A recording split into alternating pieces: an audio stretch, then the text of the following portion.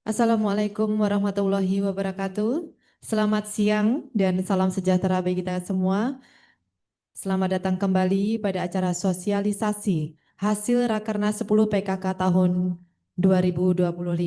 Bapak dan Ibu yang kami hormati, acara selanjutnya adalah paparan dari Sekretaris 1 TPPKK Pusat, yaitu Ibu Rahmania Lufitasari dengan topik perencanaan dan pelaksanaan 10 program pokok PKK.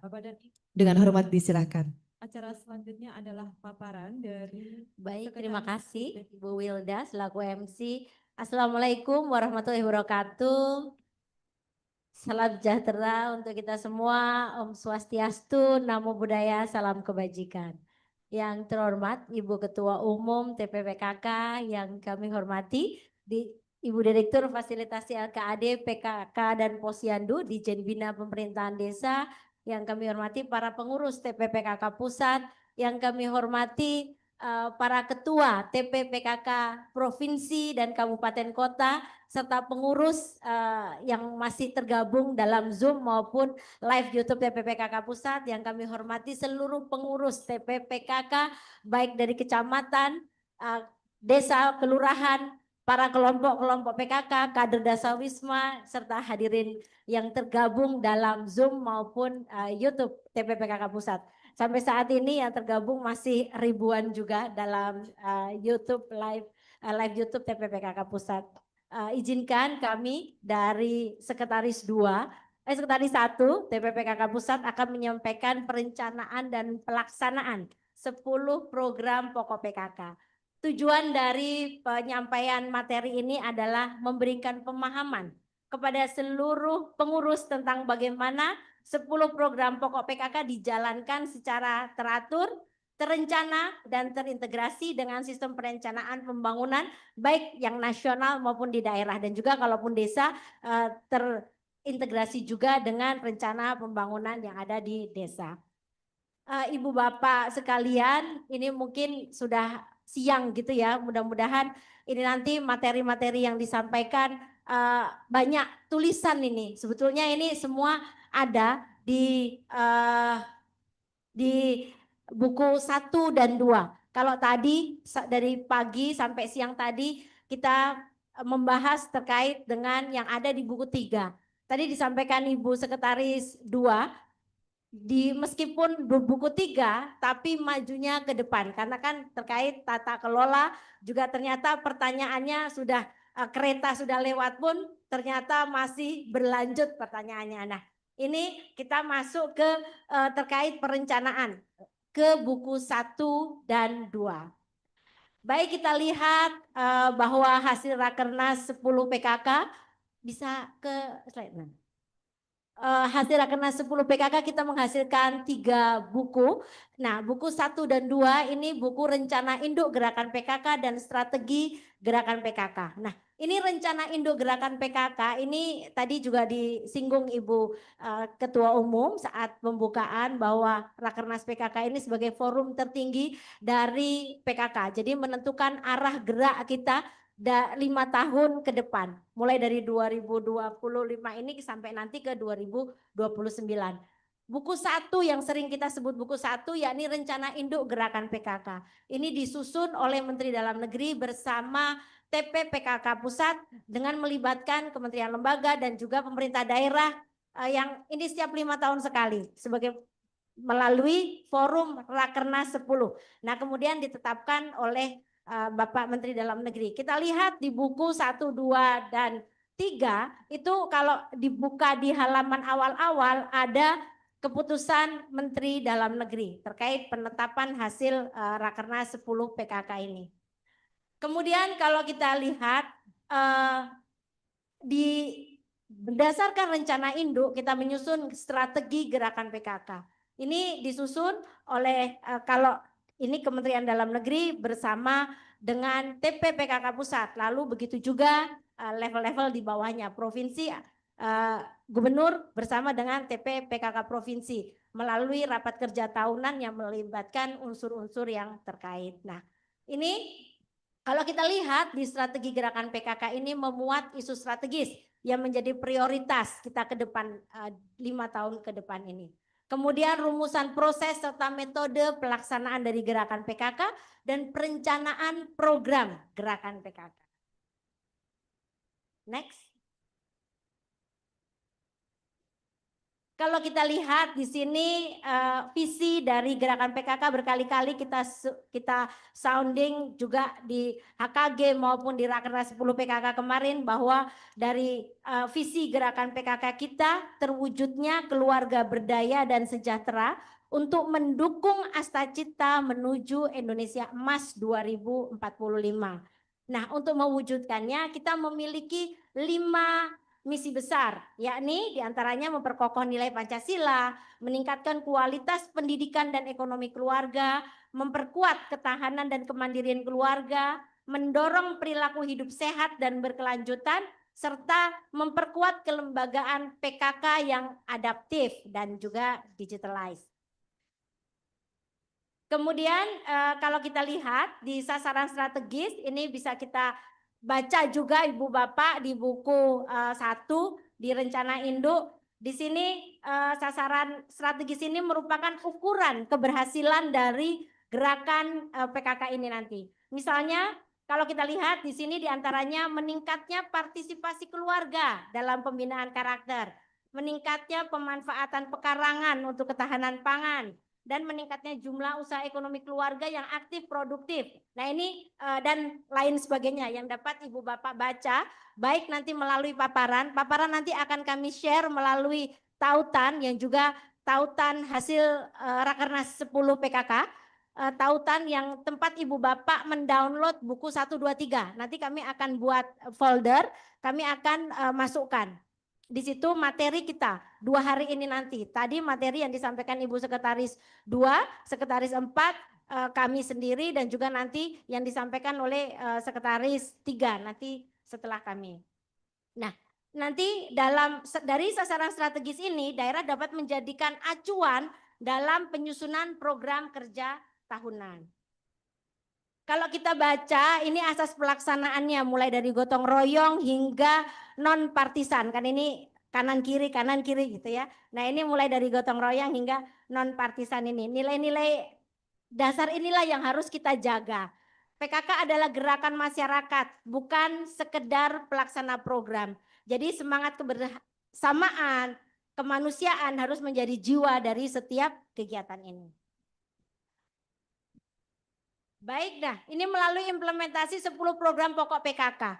Ini 10 program pokok PKK saya yakin Ibu Bapak pasti sudah di luar kepala semua. Maksudnya bukan jadi lupa ya, tapi memang betul-betul sudah mendalami, menjiwai apa itu 10 program pokok PKK. Dan ini merupakan pilar dari pemberdayaan dan kesejahteraan keluarga. Melalui 10 program pokok PKK ini, gerakan PKK memberikan kontribusi nyata dalam memberdayakan keluarga Indonesia. Karena tadi fokus utama dari gerakan PKK ini adalah keluarga.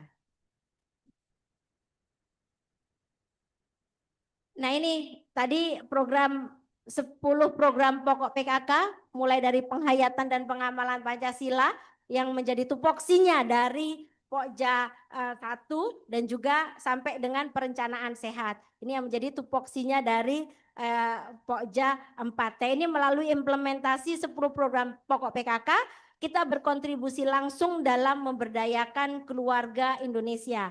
Dari peningkatan pendapatan dan kesehatan, lalu sampai pendidikan, pelestarian lingkungan, dan lain sebagainya, semua menjadi bagian dari pembangunan manusia Indonesia.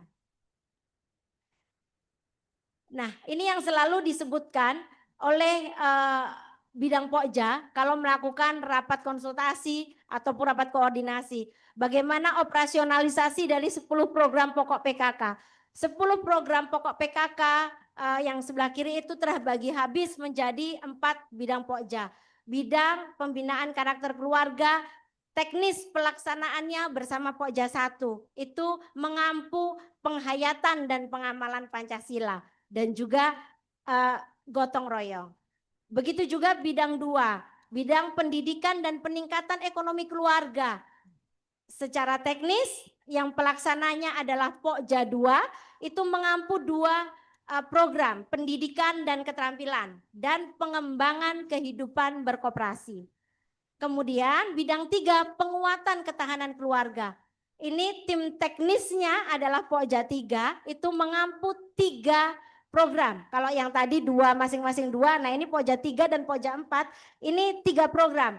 Pangan, sandang, perumahan dan tata laksana rumah tangga. Kemudian di bidang terakhir, bidang 4 yakni kesehatan keluarga dan lingkungan. Tim teknisnya Pokja 4 ini mengampu 3 program, kesehatan, kelestarian lingkungan hidup, dan perencanaan sehat. Ini mungkin kalau ibu bapak yang sudah puluhan tahun, apalagi yang sudah menerima PIN emas, pasti sudah hafal di luar kepala. Ini program ini punyanya Pokja berapa. Tapi bagi yang baru mungkin ini menjadi hal baru, jadi tetap kami sampaikan. Nah ini strategi gerakan PKK. Nah, strategi gerakan PKK ini agar pelaksanaan gerakan PKK dapat berjalan optimal, maka diperlukan penyusunan strategi. Gerakan PKK telah menentukan arah kebijakan berbagai program dalam merespon berbagai isu yang terjadi di masyarakat agar visi gerakan PKK tahun 2025-2029 dapat terwujud dan dapat mendukung pencapaian program strategis nasional. Sebagaimana tadi kita lihat bahwa visi dari gerakan PKK itu tetap mengacu pada visi pemerintahan era sekarang. Jadi dengan Astacita, jadi 10 program pokok PKK itu kalau kita masukkan, kalau kita sinkronkan dengan Astacita semua masuk. Semua mulai dari program 1 hingga 10 semua masuk ke Astacita, tidak ada yang terlewat. Selanjutnya kalau kita lihat di sini isu-isu strategis, di sini kita beberapa hal yang menjadi isu-isu strategis secara nasional gitu ya. Meskipun kami paham ibu bapak yang ada di daerah maupun desa dan kelurahan ada isu-isu tertentu yang lebih menonjol begitu. Nah ini secara garis besar dalam pelaksanaan gerakan ini mulai dari isu-isu perubahan sosial budaya, kekerasan terhadap perempuan dan anak, ketimpangan ekonomi, stunting, penurunan kualitas lingkungan dan lain sebagainya. Oleh karena itu, revitalisasi kader dan integrasi program PKK dengan perencanaan daerah agar lebih efektif untuk menjawab tantangan dari isu-isu yang kita tampilkan yang ada di sini. Nah, ini isu-isu ini semua kami cantumkan merupakan diskusi dari tim penyusun Rakernas 10. Ini isu-isu yang secara garis besar tergambarkan sebagaimana tercantum dalam layar.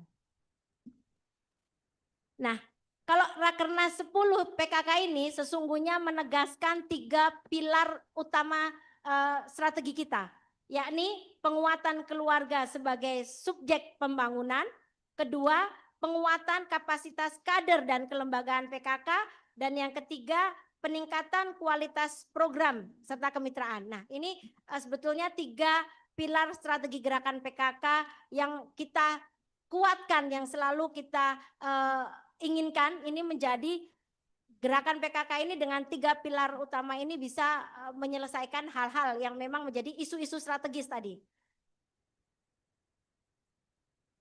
Sehingga dengan demikian PKK bisa dapat lebih adaptif, kolaboratif, serta berbasis hasil. Nah, kalau kita lihat di sini arah kebijakan pelaksanaan 10 program pokok PKK. Tadi mulai dari program 1, penghayatan dan pengamalan Pancasila. Kalau kita lihat di sini apa-apa saja arah kebijakannya. Nah, ini sebagai dasar untuk penentuan program dan kegiatan. Dasar ketua bidang dan ketua Pokja bersama pengurus-pengurus Pokja baik itu 1, 2, 3 dan 4 menentukan apa itu program prioritasnya dan apa program unggulannya. Nah, kalau kita lihat kemudian diharapkan TPPKK daerah, kalau nanti bisa dibaca, tidak mungkin kami baca satu-satu, mulai dari program 1 sampai dengan program ke-10, dapat menjadikan acuan dalam pelaksanaan, dalam penyusunan rencana kerja disesuaikan dengan arah kebijakan juga yang visi misi kepala daerah, dan juga tetap kita mengacu pada hasil Rakernas 10 PKK ini, apa itu program unggulan dan program strategis yang ada di pusat pasti akan diturunkan ke daerah. Lanjut. Bisa dilanjut? Hal yang sama. Nah, ini dia. Kalau ditunggu-tunggu program unggulannya. Apa saja program unggulan dari masing-masing bidang Pokja? Kita lihat bidang Pokja 1 masih sama. Program unggulannya pola asuh anak dan remaja di era digital, Paredi. Nah ini meskipun turunannya banyak sekali, nanti bisa dilihat dan juga besok Ibu dan Bapak dalami untuk setiap masing-masing bidang Pokja.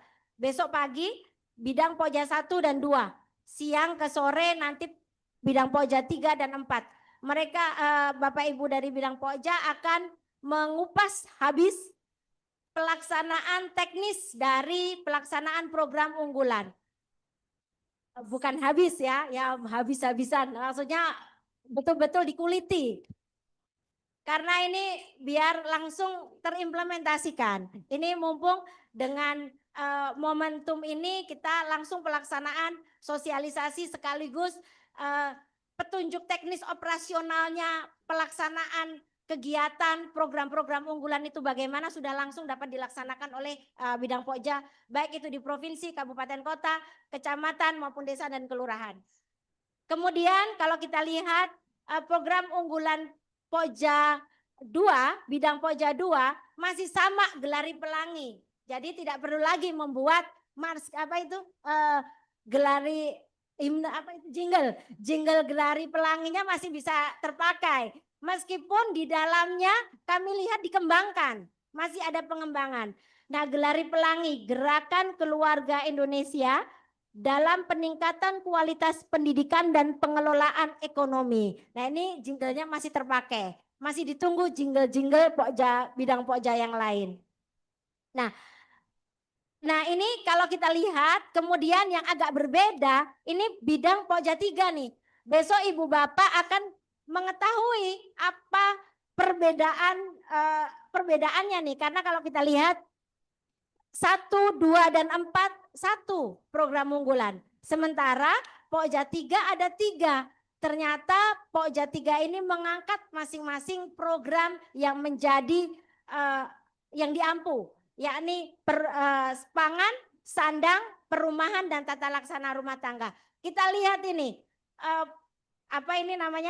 singkatannya bombastis nih, luar biasa.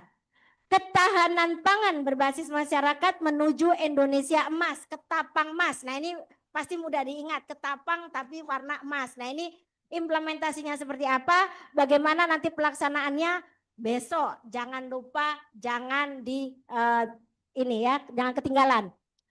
Kemudian yang kedua, gerakan memasyarakatkan sandang lokal beretika.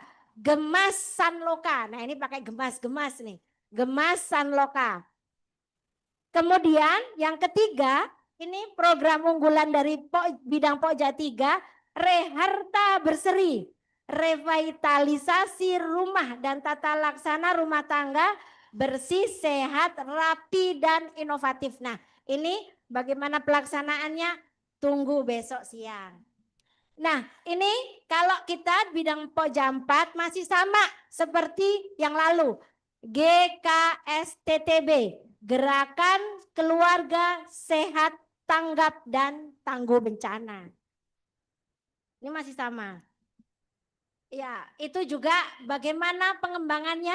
Apakah masih sama seperti yang lalu? Bisa dilihat di buku dulu. Kalau besok detailnya akan dijelaskan oleh Ibu Kabid dan juga dari Pokja 4. Kalau kita lihat di sini rumusan proses ini nampaknya seperti teoritis, tapi ini perlu kita lakukan karena bagaimana kita menyusun program agar mensinergikan.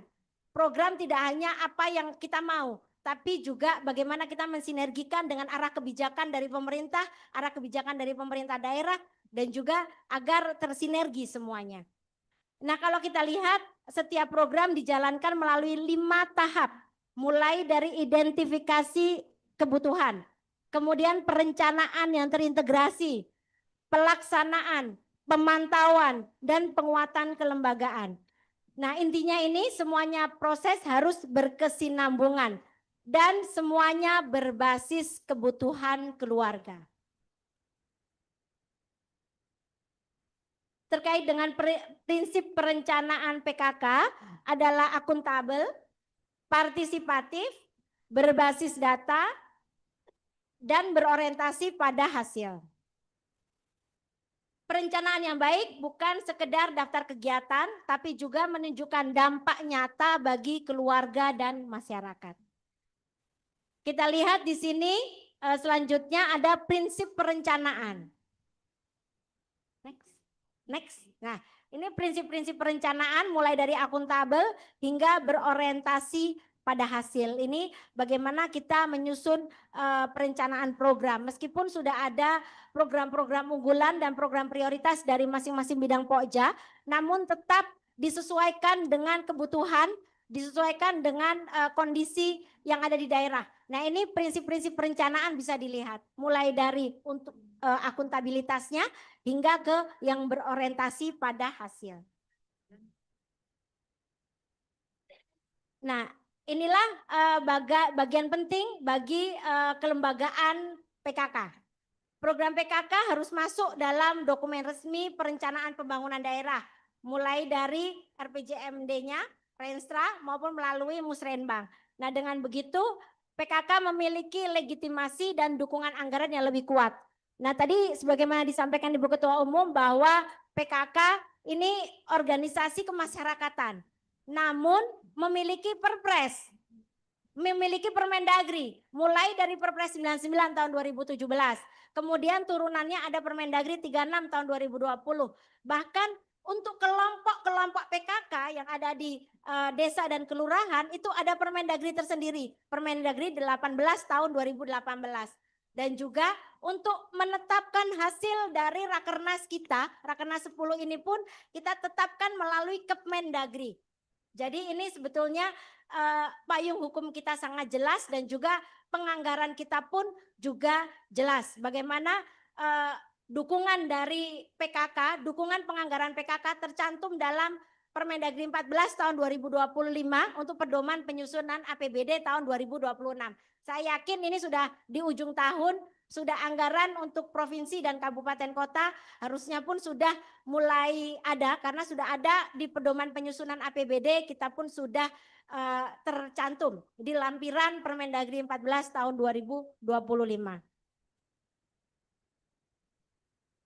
Nah, ini dukungan pendanaan pelaksanaan 10 program pokok PKK di daerah. Jadi ini di provinsi dan kabupaten kota.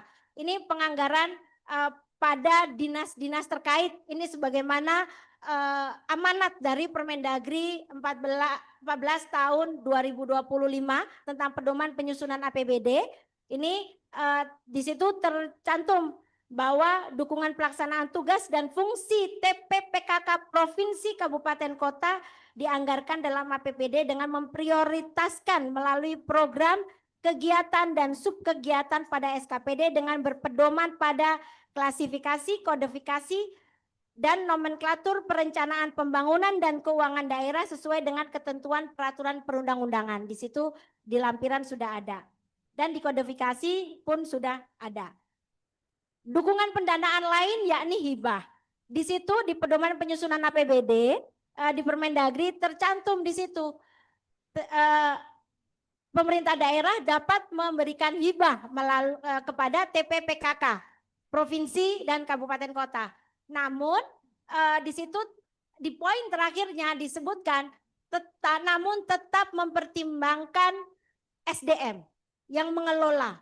Apakah dengan menerima hibah TPPKK dapat melaksanakan kegiatan dengan baik, dengan lancar dan akuntabel. Karena pasti yang akan diperiksa langsung ke TPPKK kalau hibah.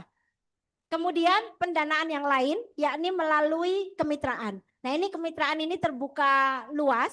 Ini kegiatan PKK dapat diperkuat melalui kemitraan strategis dengan berbagai pihak, dengan BUMD, BUMN, CSR, organisasi masyarakat sipil, hingga lembaga donor, baik itu nasional maupun internasional, ataupun kalaupun ada bisa juga dari swadaya masyarakat pun juga bisa. Nah ini kalau yang ada di daerah. Di desa pun juga demikian. Kalau di kelurahan itu kan masih APBD. Namun kalau di desa itu bisa penggunaan APBDes-nya. Karena desa itu memiliki 7 sumber penganggaran, 7 sumber pendapatan. Penganggaran termasuk itu digunakan untuk penganggaran pelaksanaan kegiatan PKK. Demikian untuk terkait perencanaan pelaksanaan kegiatan, perencanaan program. Mungkin nanti banyak-banyak diskusi, kita lebih banyak diskusi. Namun sebelum tadi harusnya saya bacakan di awal, tapi ternyata karena saya udah mau menyampaikan, pantun saya ketinggalan Ibu Bapak. Ini kita berpantun dulu nih. Langit cerah, mentari menyapa. Sinarnya hangat menebar makna. Kita satukan langkah bersama demi PKK kita semua. Baik, terima kasih. Silakan jika ada hal-hal yang ingin ditanyakan, ternyata banyak yang tepuk tangan ini. Silakan jika ada hal yang ditanyakan, meskipun ini nanti lewat gerbong lagi, bukan lewat gerbong, lewat keretanya lagi, mudah-mudahan masih bisa kita respon. Wah, wah. Wah. Terima kasih Ibu Bapak untuk love dan jempolnya ini dan juga tepuk tangannya. Terima kasih. Nah, silakan yang akan bertanya.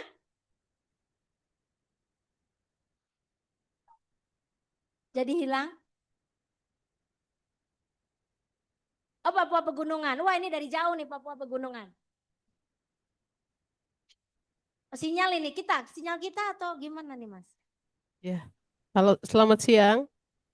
Siang Ibu Selamat Sugeng. siang Ibu. Ya. Sudah sore ya Bu? Masih siang Oh apa iya, sore Bu? sore. Maaf, Bu. Sore dari kami Papua Pegunungan, Bu. Iya, silakan Iya. Ibu.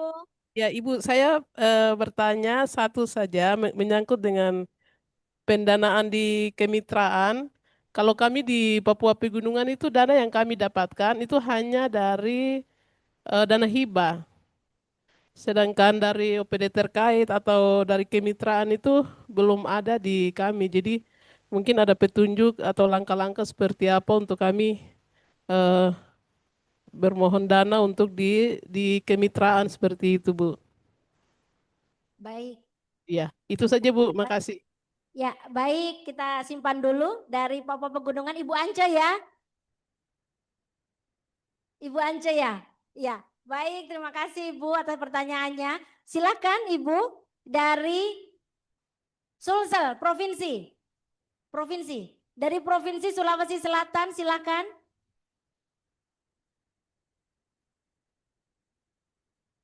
Siap, Bu.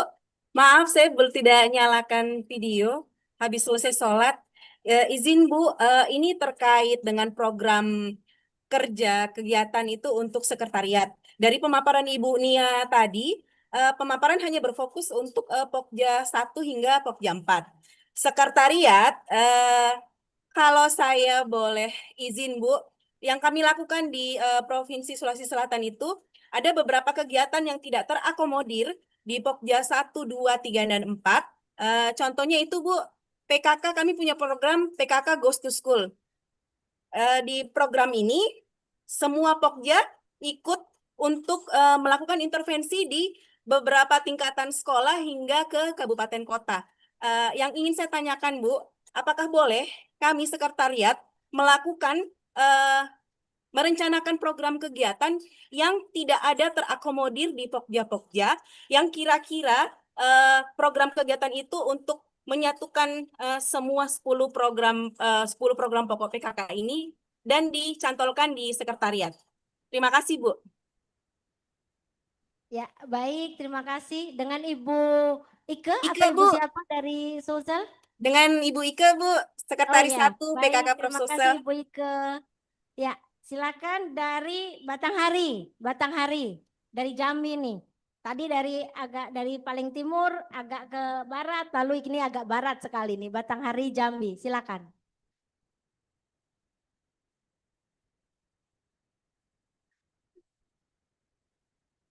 Next. Nah, ini Batanghari ternyata masih menghitung hari juga ini, berarti belum kelihatan. Tadi sudah raise hand. Ini Muko-Muko. Dekat nih dengan Batanghari. Silakan dari Muko-Muko. Ya, selamat siang Ibu. Dengar? Ya, silakan Bu. Ya, Assalamualaikum warahmatullahi wabarakatuh. Selamat siang. Langsung aja, tadi Ibu menyebutkan ada 7 sumber dana untuk desa pendanaannya. Boleh kami tahu apa saja itu Ibu sumber dananya? Terima kasih.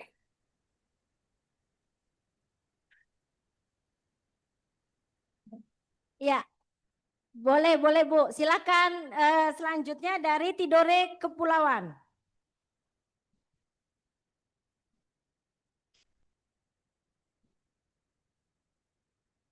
Silakan dari Tidore Kepulauan, kita kembali ke timur lagi ini. Silakan. Bapak-bapak ini, silakan Pak.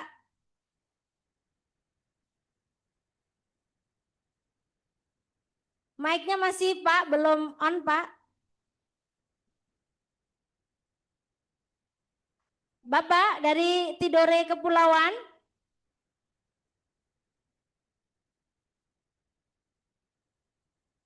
Assalamualaikum warahmatullahi wabarakatuh.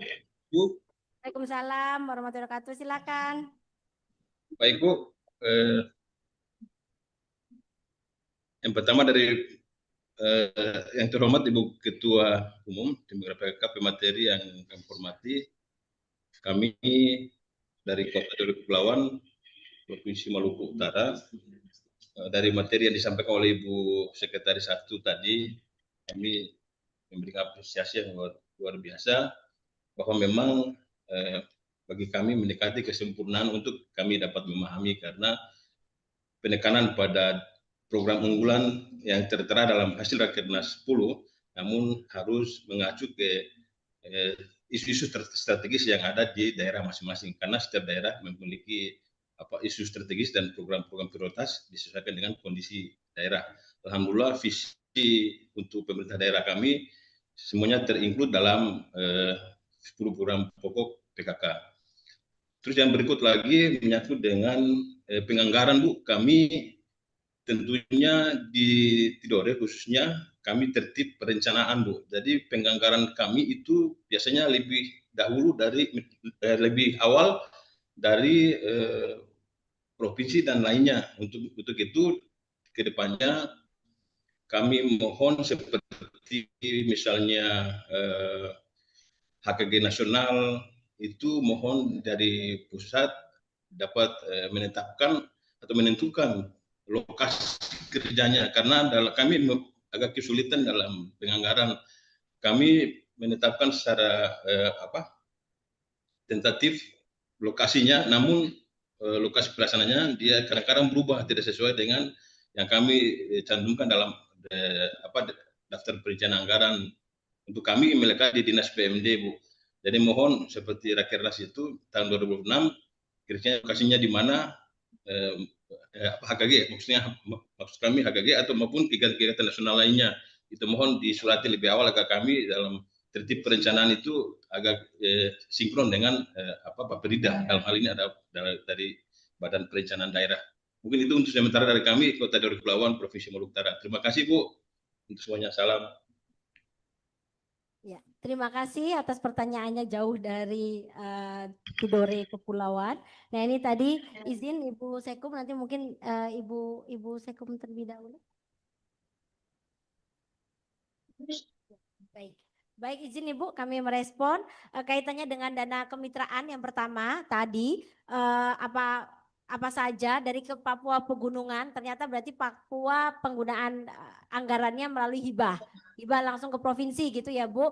Nah ini ada opsi-opsi lain bahwa termasuk kemitraan. Nah kalau kemitraan ini bisa menggandeng mitra-mitra yang memang ada di daerah tersebut, ataupun mitra-mitra nasional jika memang keinginan pun juga tidak masalah, dengan kerjasama, dengan MOU dan lain sebagainya. Hal itu terbuka, silahkan selama memang sumber-sumbernya itu sumber-sumber yang sah gitu ya.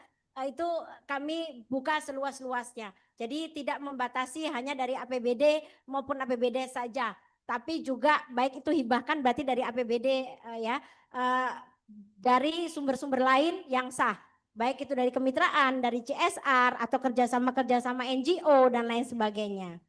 Nah, tadi sebagaimana Ibu Ike pertanyakan juga tadi dari Sulawesi Selatan, itu apakah kegiatan-kegiatan yang tertuang tadi program-program unggulannya hanya terkait bidang pokja saja gitu ya. Nah, ini karena turunan dari 10 program pokok PKK.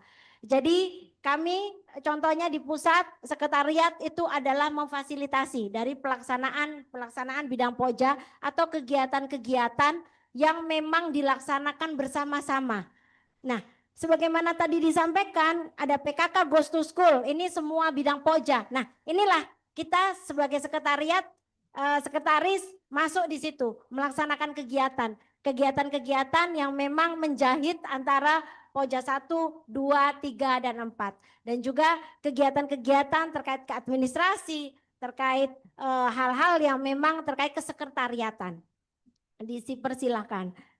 Kemudian tadi dari Muko-Muko mempertanyakan 7 sumber keuangan, 7 sumber pendapatan desa gitu ya. Nah, kebetulan kami dari Ditjen Bina Pemerintahan Desa Kementerian Dalam Negeri ini memang yang ini tercantum merupakan amanat dari Undang-Undang 6 tahun 2014 tentang desa. Apa saja itu sumber pendapatan desa? Itu ada 7. Yang pertama yang kita kenal semua dana desa ada. Kemudian pendapatan asli desa dari memang usaha-usaha dari desa. Kemudian ketiga alokasi dana desa ADD. Kemudian ada yang keempat dana bagian dari pajak dan retribusi daerah.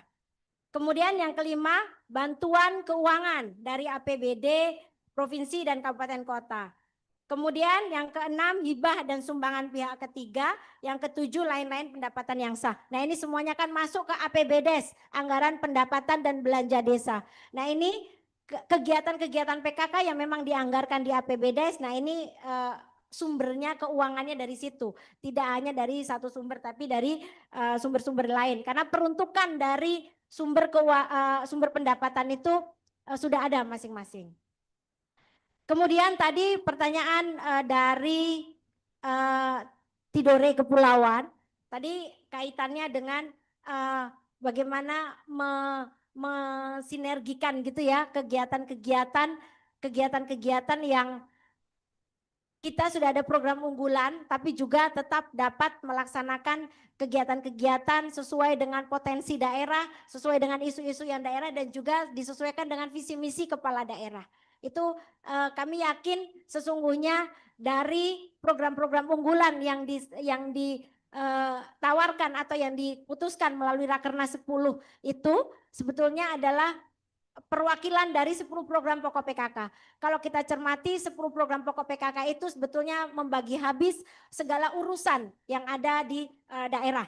Jadi ini sebetulnya masih tetap dilaksanakan. Sementara demikian, Ibu mungkin ada tambahan dari Ibu Sekum atau Ibu dari Ibu-Ibu sekretaris yang lain? Ibu Kabit pun. Ya, silakan dari Ibu Sekretaris 2, silakan Ibu. Iya, terima kasih.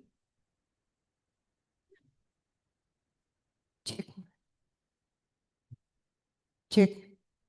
Mohon izin, mungkin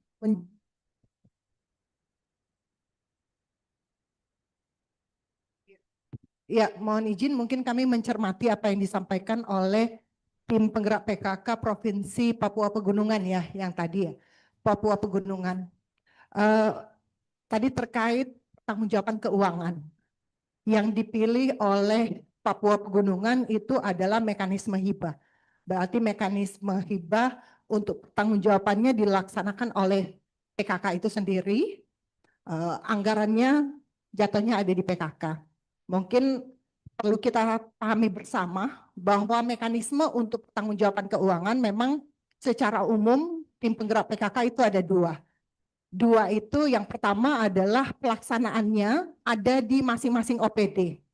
Ada di masing-masing OPD. Jadi untuk kegiatan PKK yang dianggarkan itu dibiayai oleh OPD dengan pertanggungjawaban keuangannya di OPD yang bersangkutan. Ini mekanisme yang dipilih oleh tim penggerak PKK Pusat. Jadi tim penggerak PKK Pusat pertanggungjawaban keuangannya ada di komponen pengampu, dalam hal ini Direktorat Jenderal Bina Pemerintahan Desa. Tetapi yang tadi disampaikan oleh Papua Pegunungan bahwa kalau kami pakai mekanisme hibah. Mekanisme hibah itu silahkan saja. Tetapi sebenarnya untuk mekanisme hibah biasanya dipilih di saat kita sudah bisa memastikan kapasitas sumber daya manusia pengelola keuangan. Dalam hal ini PKK-nya. Tapi mungkin dalam situasi ini ada tim penggerak PKK yang berasal dari OPD, dari dinas. Itu sebenarnya mekanisme itu tidak ada masalah kedua-duanya, tetapi pada saat mekanisme hibah berarti objek dari pemeriksaan itu masuk ke PKK. Itu mungkin yang perlu kita cermati bersama. Kemudian mekanisme keuangan yang lain yang tadi sudah disampaikan adalah kemitraan dan CSR. Corporate Social Responsibility. Jadi kalau kemitraan memang bisa secara maksimal menunjang pembiayaan pelaksanaan kegiatan program kegiatan PKK, silakan saja. Tetapi ada mekanisme CSR yang memang perlu kita jajaki bersama. Nah, kalau terkait dengan pertanggungjawaban keuangan dan lain-lain, sebenarnya ada satu poin penting yang menurut kami sangat prinsipil untuk kemajuan PKK. Dalam hal ini adalah komitmen dari kepala daerah. Jadi kalau memang kita bisa menyampaikan, berarti tim penggerak PKK, baik itu pusat, provinsi, kabupaten, kota, bisa menyampaikan urgensi pelaksanaan program kegiatan PKK dan ada komitmen, ada dukungan dari kepala daerah, maka itu akan berpengaruh signifikan terhadap kemajuan PKK. Untuk regulasinya sebenarnya sudah cukup lengkap, tetapi terkait pengelolaan keuangan, agar juga kita mencermati pedoman penyusunan APBD setiap tahunnya. Kalau untuk 2026 di Permendagri 14 tahun 2025 tentang pedoman penyusunan APBD tahun 2026. Mungkin ini saja dari kami, terima kasih.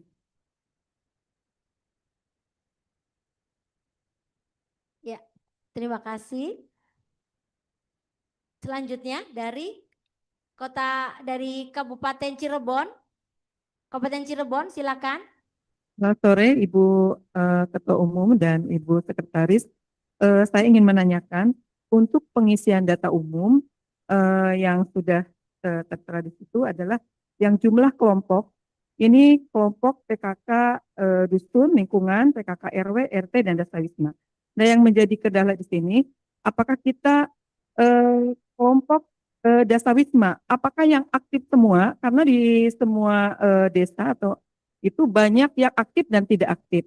Apa kita dimasukkan semuanya? Berarti penjumlahan misalkan 200 berarti bisa masuk ke 10 Dasawisma. Di sini juga nanti ada di dalam jumlah kader. Jumlah kader ini, anggota tim bergerak PKK ini kan sesuai dengan SK. Sedangkan kader umum ini adalah penjumlahan dari kelompok PKK RT, RW, dan Dasawisma. Dasawisma di sini apakah yang aktif atau yang memang sesuai dengan penjumlahan berdasarkan jumlah rumah? Itu mungkin yang pertama. Yang kedua, mengenai surat tugas yang tadi disampaikan, apakah umpamanya ada di kepengurusan misalkan 5 atau lebih dari 6, apakah itu surat tugas atau SK bentuk surat keputusan? Mungkin itu saja. Terima kasih atas segala perhatiannya. Mohon maaf barangkali dalam penyampaiannya kurang pas. Terima kasih. Assalamualaikum warahmatullahi wabarakatuh. Waalaikumsalam warahmatullahi wabarakatuh. Kabupaten Cirebon, terima kasih. Nah, ini pas sekali memang nanti kami menyampaikan ini juga selaku Kasubdit Fasilitasi Lembaga PKK. Ini butuh sekali kami masukan terkait nanti hal ini. Selanjutnya Solok ya, dari Sumatera Barat ya.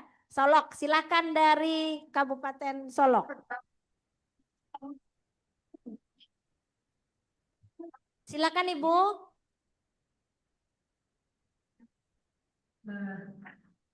Baik Ibu, terima kasih atas waktu yang telah diberikan kepada saya. Terkait apa yang disampaikan oleh Ibu Sekretaris 1 tadi, yaitu terkait dengan dukungan pendanaan pelaksanaan 10 program pokok PKK. Di sini ada 3. Yang pertama adalah penganggaran pada dinas terkait, kemudian hibah, dan kemudian kemitraan. Yang saya tanyakan di sini, apakah ada kemungkinan kita bermitra dengan DPRD? Mengapa? Karena DPRD itu kan ada dana kokir. Apa bisa dana kokirnya kita gunakan untuk program pengembangan program 10 program pokok PKK. Yang pertama, kemudian yang kedua, dengan keterbatasan dana barangkali untuk kegiatan di PKK, apakah mungkin kita bermitra dengan dinas terkait di dalam melaksanakan programnya dinas terkait itu yang terkait dengan program PKK, nanti mereka melibatkan kita dalam melaksanakan programnya. Barangkali itu, terima kasih. Assalamualaikum warahmatullahi wabarakatuh. Waalaikumsalam warahmatullahi wabarakatuh. DPRD ya Bu tadi ya? Iya. Oh ya, ya karena agak kurang ini. Ya baik, satu lagi dari Selayar nih, jauh nih. Silakan dari Selayar.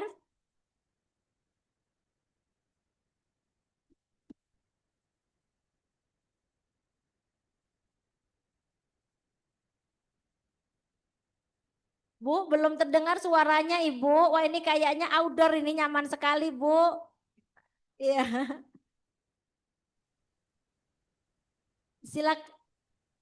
Silakan Bu. Ya. Kok nggak keluar Bu suaranya Bu?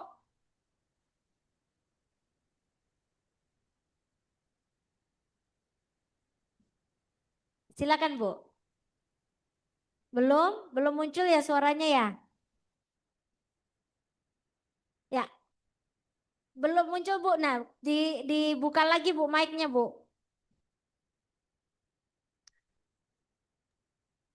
Nah, silakan Bu.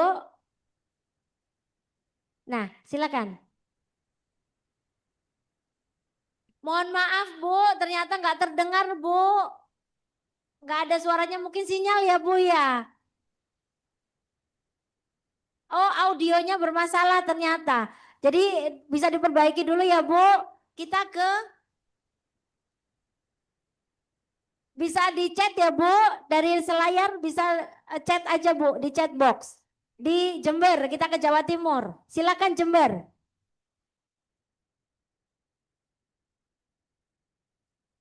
Silakan Bu, Jember Bu.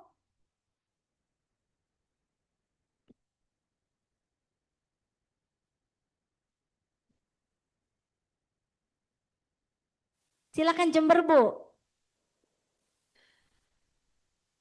Ya, bisa Bu? Silakan. Jadi Bu? Oh nggak jadi. Oh, nggak terdengar juga. Kita apa sana yang bermasalah? Nah kita coba satu lagi, yang lain nih. Iya, bisa Ibu, buatan. Bisa ini. Kami Bisa. curiga. Terima kasih Ibu. Jadinya Bu, silakan Bu. Dari Jember Ibu. Terima kasih Ibu. Assalamualaikum warahmatullahi wabarakatuh.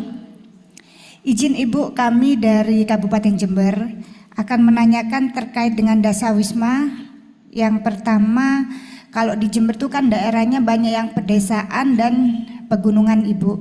Dan jumlah penduduk rumah satu dengan yang lain jaraknya berbeda Ibu. Apakah diperbolehkan apabila dalam satu dasawisma itu berbeda RT atau berbeda RW Ibu?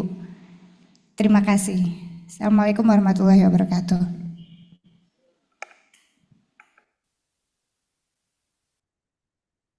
Ya, baik. Izin nanti kami merespon dan juga nanti ada Ibu Sekum dan juga Ibu Direktur mungkin nanti bisa menambahkan. Tadi kaitannya data umum. Nah ini penggunaan data umum untuk kelompok Dasawisma yang dihitung apakah yang aktif atau bukan. Nah ini sebetulnya yang menjadi PR kami di Ditjen Bina Pemerintahan Desa. Kebetulan kami di Subdit Fasilitasi Lembaga PKK, ini kami sedang melakukan penataan dari kelompok-kelompok PKK maupun Dasawisma.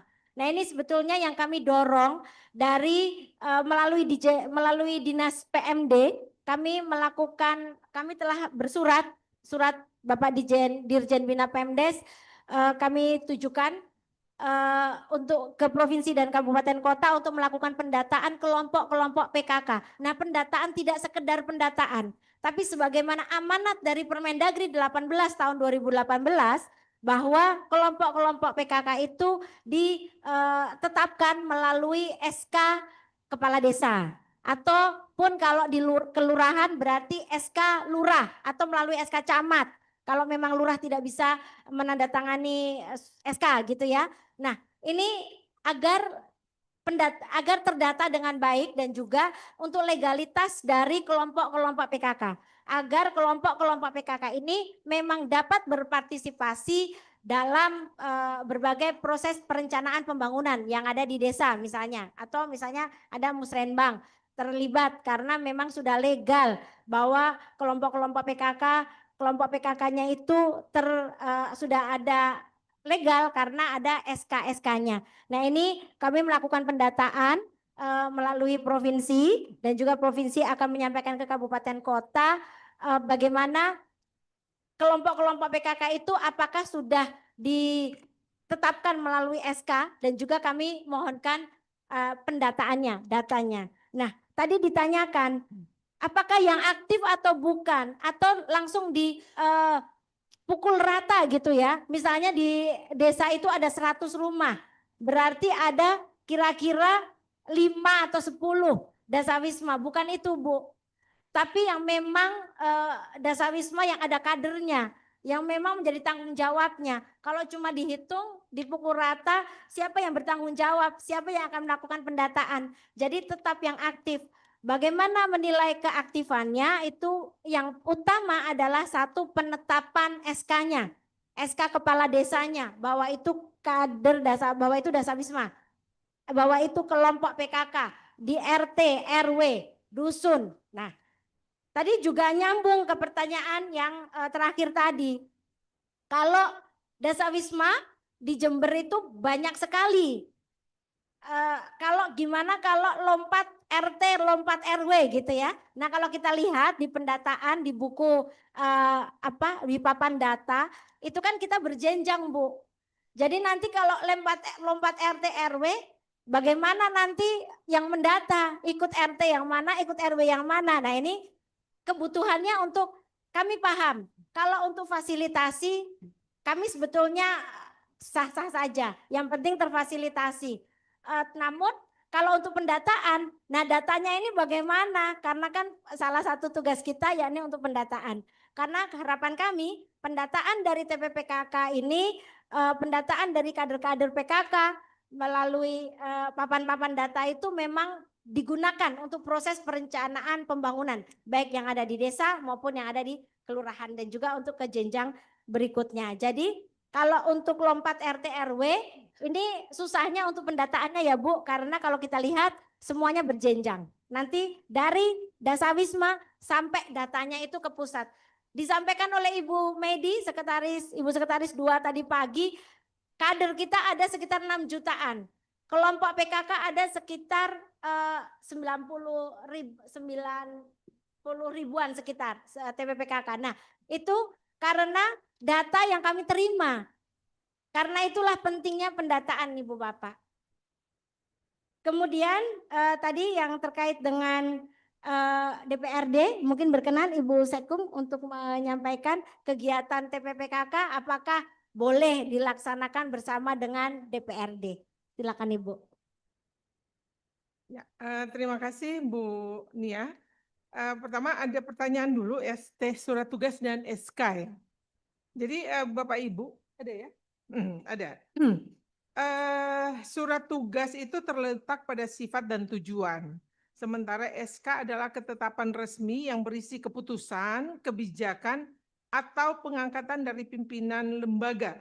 Sedangkan surat tugas adalah perintah atau mandat yang diberikan sementara. Jadi Bapak Ibu sangat berbeda antara surat tugas dan SK.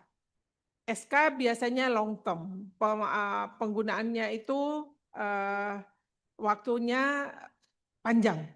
Kalau surat tugas, di dalam surat itu sudah tertera melaksanakan tugas menjadi narasumber dari tanggal sekian sampai sekian. Itu sudah jelas. Kalau surat tugas itu surat SK itu biasanya ditandatangani oleh pimpinan dan berlaku secara keseluruhan dalam satu kelembagaan yang dipimpin oleh satu pimpinan lembaga, gitu ya. Jadi kalau untuk surat tugas agak spesifik dan itu tidak untuk keseluruhan dan berlaku sudah ditentukan di dalam suratnya, maka disebut surat tugas. Itu berkaitan dengan surat tugas. Sehingga tadi pertanyaan apakah itu surat tugas atau SK, silakan saja melihat kalau memang itu pekerjaan secara spesifik, kemudian ada waktu tertentu, maka kita mengeluarkan surat perintah tugas. Kalau SK berlaku secara umum dan biasanya itu pemberlakuannya lama dan panjang. Kemudian berkaitan dengan apa boleh PKK bekerja sama dengan DPRD. Bapak Ibu sekalian, untuk penyelenggaraan pemerintahan daerah itu terbagi dua. Ada kepala daerah yang dibantu oleh perangkat daerah dan DPRD. Pengelolaan pemerintahan daerah itu ada dua lembaga ini. Maka pada saat penyelenggaraan pemerintahan daerah melaksanakan kegiatan-kegiatannya, ada lembaga resmi, lembaga kemasyarakatan, organisasi kemasyarakatan berupa PKK juga boleh bekerja sama dengan DPRD.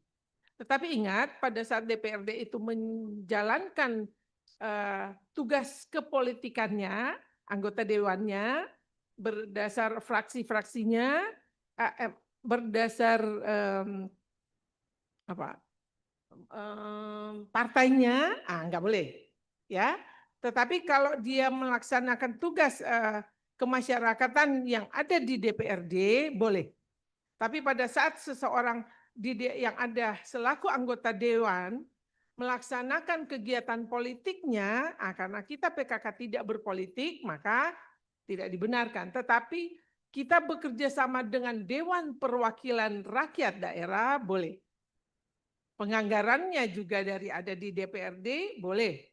Karena itu juga anggaran daerah. Bapak Ibu berkaitan dengan anggaran tadi, kan ada, kita tahu ada APBD, ada hibah, ada kemitraan. Kami sebetulnya sangat menyarankan Bapak Ibu pelaksanaan kegiatan sama dengan di kementerian, ya. Karena kalau hibah, Bapak Ibu, apakah Bapak Ibu punya perangkat PKK yang mumpuni dalam pengelolaan keuangan? Karena biasanya kalau uang sudah ada, Bapak Ibu, kita tidak hanya bisa belanja, tetapi bagaimana kita mengadministrasikan hibah yang ada itu sesuai dengan ketentuan. Umumnya Bapak Ibu ada permasalahan di lapangan sampai ke APH karena tidak tahu mengadministrasikan. Belanja mungkin iya benar ya dibelanjakan, tetapi tidak diadministrasikan. Sehingga pada saat memeriksa, aparat pemeriksa tidak melihat mana yang dibelanjakan, tetapi mana buku pengadministrasian yang sudah dibelanjakan berdasarkan anggaran hibah. Nah, itu cenderung terjadi temuan dari pejabat pemeriksa karena tidak tahu tidak tahu mengadministrasikan. Seperti yang disampaikan oleh Sekretaris Tidaga tadi, pengelolaan keuangan tidak hanya dapat menerima hibah, tetapi juga bagaimana kita mengadministrasikan. Administrasi itu harus sesuai dengan standar pengelolaan keuangan daerah yang ada. Nah, kalau kita tidak punya perangkat itu, Ibu Bapak, silakan saja pengelolaan keuangan di OPD. Misalnya kita PKK mau melaksanakan kegiatan berkaitan dengan kesehatan, bahwa kita ada program di PKK untuk bagaimana memeriksa ibu-ibu atau karyawan-karyawati atau masyarakat perempuan untuk mencegah terjadinya kanker serviks. Maka kita minta Dinas Kesehatan saja yang menganggarkannya, tapi penyelenggaraan kegiatannya itu PKK. Sehingga SPJ-nya, pengelolaan administrasi keuangannya ada di Dinas Kesehatan. Gitu. Kita yang melaksanakan PKK, Dinas Kesehatan yang meng-SPJ-kan dan yang memprogramkan anggarannya di Dinas Kesehatan. Itu dimungkinkan Bapak Ibu. Begitu juga kan kita di daerah punya rumah sakit daerah. Kita minta kepala rumah sakit yang ada di daerah untuk kami mau memprogramkan, memeriksa mata gratis untuk 100 orang dalam tahun 1 semester. Itu diprogramkan saja di PKK, penganggaran dan seterusnya kita minta dari rumah sakit daerah. Itu lebih enak Bapak Ibu daripada uang hibah dari rumah sakit untuk kita kelola. Karena sekali lagi, kecuali kita punya perangkat tim penggerak PKK, kita punya kemampuan mumpuni untuk mengelola keuangan administrasi, keuangan, ya itu lebih tidak apa-apa kita menerima hibah.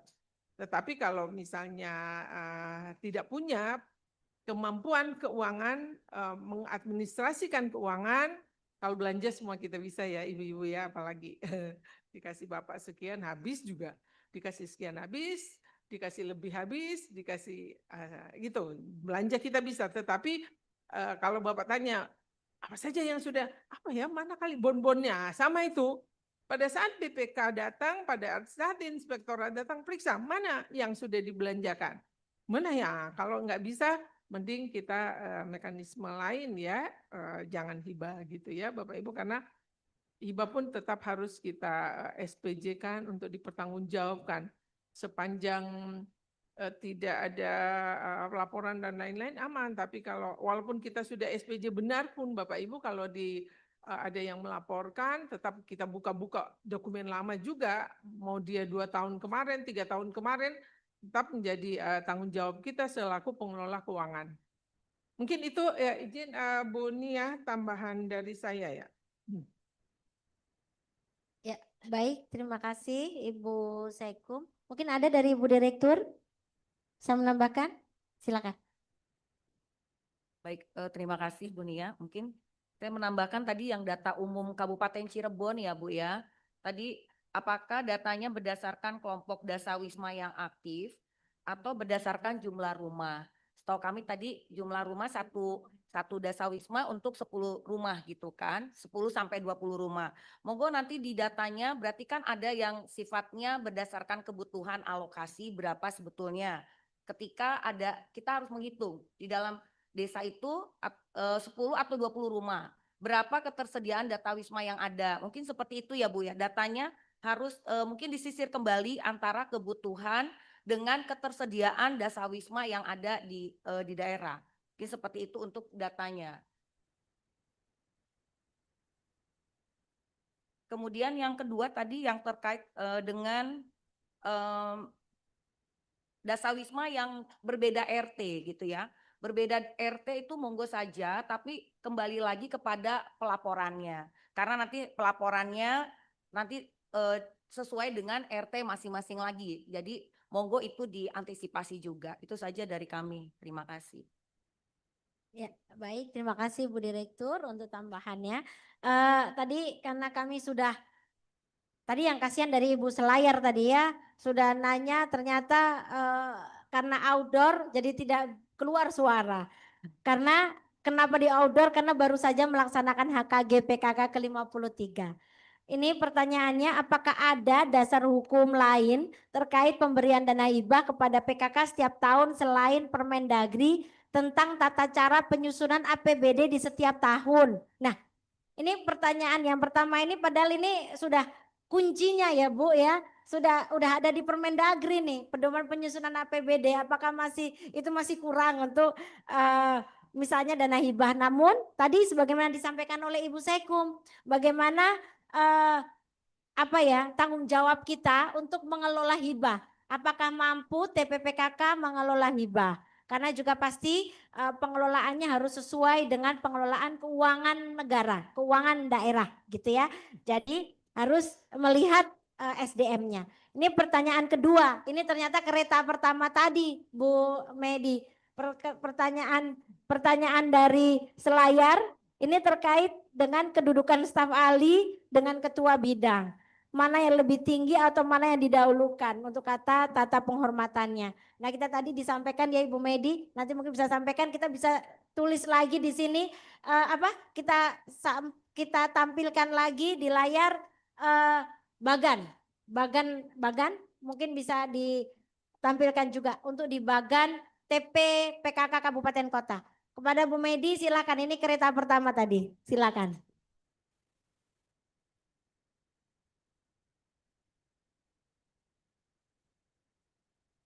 Iya, mohon izin, memang jatuhnya ini nyangkut lagi dengan pembahasan-pembahasan kita di awal.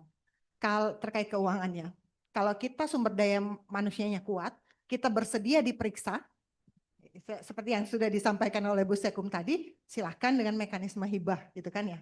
Tapi kalau kita fokus kepada program dan pelaksanaan kegiatan, tanpa terlalu dalam tanda kutip dipusingkan dengan urusan pertanggungjawaban keuangan, silakan itu ada di OPD masing-masing untuk provinsi, kabupaten, kota. Sebenarnya itu kembali lagi itu adalah pilihan.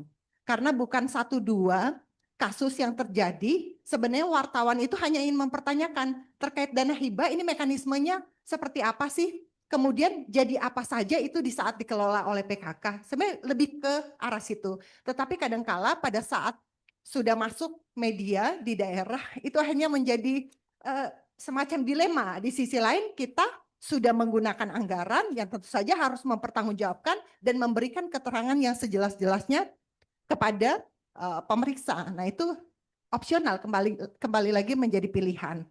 Kalau terkait dengan hibah, kalau misalnya kurang kuat dengan regulasi yang ada di pusat, ada kan pengaturan teknis di daerah. Bisa dengan peraturan bupati, bagaimana mekanismenya, tata caranya seperti apa. Dan tentu saja pada saat ada perbub itu dia akan berpatokan kepada PMK, Peraturan Menteri Keuangan tentang bagaimana sih pertanggungjawaban, bagaimana kalau SPJ-nya dana hibah, itu ada pengaturannya tersendiri. Jadi kembali lagi kepada user, di saat kita mau mengelola anggaran, kita harus siap dengan pemeriksaan dan juga kesiapan sumber daya manusia. Itu yang perlu kita pastikan.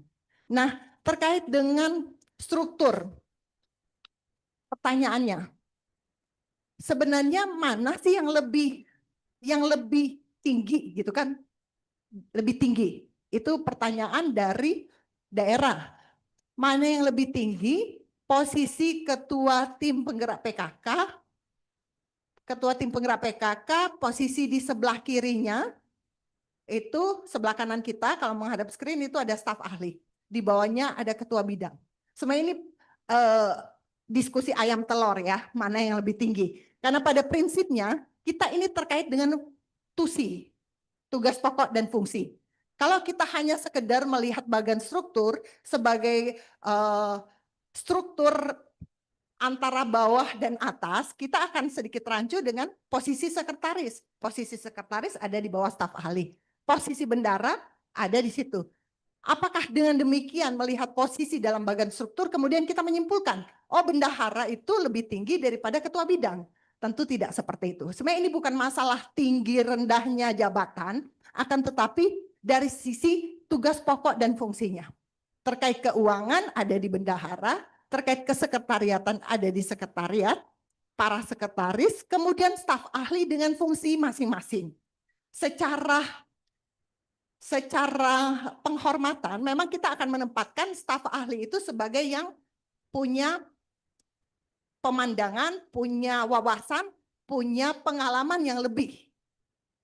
Itu diposisikan di staf ahli. Sedangkan ketua bidang itu lebih ke acuan teknis. Jadi gambaran kebijakan yang disampaikan oleh istilahnya arah kebijakannya pimpinan, dalam hal ini ketua umum atau ketua tim penggerak PKK kabupaten kota, itu akan disampaikan kepada ketua bidang, kemudian diterjemahkan secara teknis oleh para ketua pokja. Jadi tidak ada masalah bahwa apakah ketua bidang itu lebih tinggi. Secara struktur koordinasi, bagian koordinasi iya. Tetapi kalau kita mau menempatkan ini lebih tinggi atau lebih rendah, saya pikir itu tidak ada dalam konteks PKK. Karena kalau konteks PKK itu sifatnya voluntary. Yang wajib itu hanyalah pendamping kepala daerah, pendamping pelindung utama itu adalah pendamping dari presiden, pelindung itu adalah pendamping dari wakil presiden, Ketua Umum Tim Penggerak PKK adalah pendamping dari Menteri Dalam Negeri. Begitupun di daerah, provinsi, kabupaten, kota, kecamatan, desa, kelurahan adalah pendamping dari kepala daerah sampai gubernur sampai dengan kepala desa, lurah. Itu yang wajib. Selebihnya itu bisa dari akademisi, dari praktisi, dari pengalaman pengurus-pengurus yang lama ataupun pengurus-pengurus baru yang mempunyai visi dan misi yang sama dengan ketua. Sehingga dalam pengaturan bisa kita kondisikan bahwa untuk staf ahli itu adalah orang yang dianggap mempunyai kemampuan, wawasan, pengetahuan, pengalaman yang lebih dari pelaksana yang ada di tataran teknis, bidang, dan pokja. Mungkin seperti itu. Terima kasih. Ya, baik, terima kasih Ibu Medi. Nah, ini tadi sudah ditampilkan juga bagan dari struktur kepengurusan dari kabupaten. Nah, ini tadi ada tambahan juga, menyampaikan Ibu Sekum, ada tambahan kembali, silakan Ibu Sekum. Berkaitan dengan pedum APBD, Bapak Ibu, teman-teman yang ada di daerah, bahwa pengelolaan keuangan setiap tahunnya berpedoman pada pedoman umum APBD yang dikeluarkan oleh Kementerian Dalam Negeri 1 tahun sebelum pelaksanaan anggaran. Untuk pedoman umum pengelolaan keuangan daerah di tahun 2026 sudah keluar pedum APBD 2025. Begitu juga pedum APBD 2025 itu berpedoman pada Permendagri di pedum APBD 2024 keluarnya, gitu ya. Jadi apa saja yang akan dikelola keuangannya termasuk PKK masuk di dalamnya yang sudah disampaikan oleh Sekretaris 1 tadi, bagaimana perencanaan penganggaran, itu ada di pedum APBD 2026 yang lahir nomor berapa itu? 14. Pedum APBD 14 2025 itu pengaturan pelaksanaan pengelolaan keuangan di 2026. Nah, kita bersyukur bahwa untuk PKK sudah ada di sampai lampiran, sampai bagaimana kodifikasinya sudah masuk di SIPD untuk pengelolaan keuangan bagi PKK. Gitu Ibu Bapak ya. Jadi pedum APBD itu keluar setiap tahun untuk mempedomani atau memberikan guidance, acuan bagi penyelenggara pemerintah daerah bagaimana mengelola keuangan di tahun berjalan. Nah, sehingga peraturannya itu dikeluarkan tahun sebelumnya. Itu 2026 sudah keluar pedum APBD 14 2025 tentang pengelolaan keuangan APBD di 2026. Demikian tambahannya. Terima kasih. Baik, terima kasih Ibu Sekum. Nah, ini sudah cukup banyak tadi pertanyaan, meskipun masih banyak sekali ternyata yang raise hand. Nampaknya kalau kita turuti semua nih, kita jawab semua bisa sampai 3 hari 3 malam kita tidak selesai. Nah, ini kami tetap membuka pertanyaan, diskusi, silahkan nanti bisa chat ke di YouTube, bisa nanti bisa kami respon, dan juga ada pertanyaan-pertanyaan nanti karena masih ada 1 materi lagi ini biar kita selesai sesuai dengan jadwal 15.30. Nah, karena besok kita masih ada agenda yang cukup padat. Baik, terima kasih Ibu Bapak. Mohon maaf apabila dalam menyampaikan paparan dan juga memandu kegiatan ini terdapat salah-salah kata. Namun tetap kami 1 pantun lagi. Rencana disusun tak sekedar tulisan, namun arah gerak yang kita amankan. Mari kawal hasil rakernas dengan ketulusan agar gerakan PKK makin dirasakan. Demikianlah, billahi taufiq wal hidayah. Wassalamualaikum warahmatullahi wabarakatuh. Shalom, Om Santi, Santi, Santi Om, Namo Buddhaya, salam kebajikan.